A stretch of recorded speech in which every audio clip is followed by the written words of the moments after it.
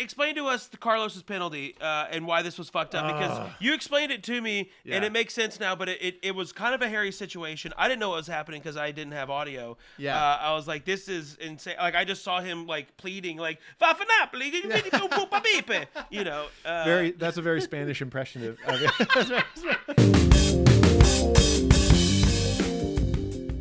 So that second restart, everyone crashes into each other. They red flag the car, the race immediately. Then they go back to the pits. They're trying to figure out what's going on. Like, how do we restart? Do we do a rolling restart? We only have one lap left.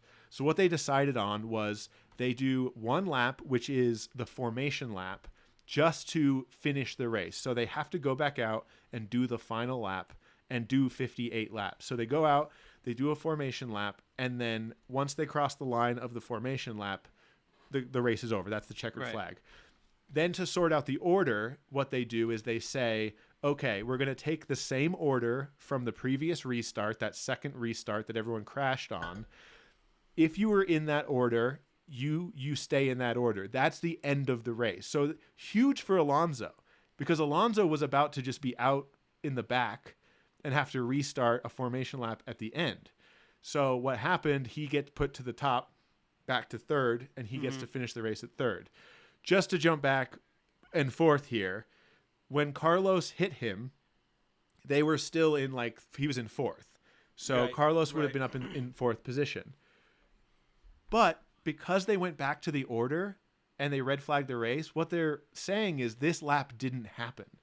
Nothing, you know, they're saying, okay, we're reverting back. Who cares? This lap is void.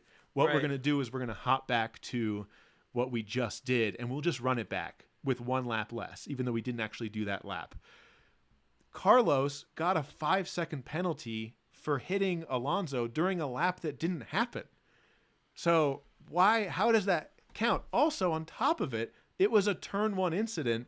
I don't think it even would have warranted a 5-second penalty if it was the first turn of the start of the race on the first standing start.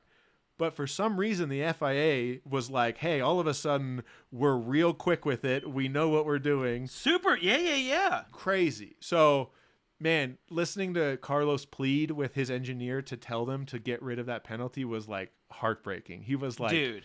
Oh, I felt so bad for him, man. I can't wait for the memes making fun of him on that. Please. And he pulls his visor down because he's about to cry. Yeah. And fuck us for being dicks to him about this. No, I would be losing he's it. Top 20 driver, so you fucking cried in front of hilarious. 10 million people. No, dude, I would be balling. Dude, it was bullshit. It was bullshit. Because he lost points now. He dropped out of the points because everything was so close. Yeah, so then the massive consequence of that, this is why you can hear the emotion, because he knows what that means.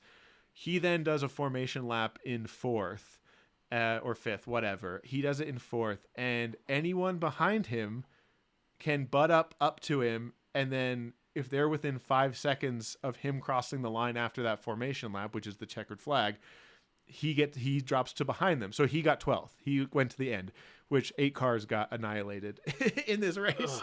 So, man, poor Carlos. Such a shitty situation. I don't think he deserved that penalty.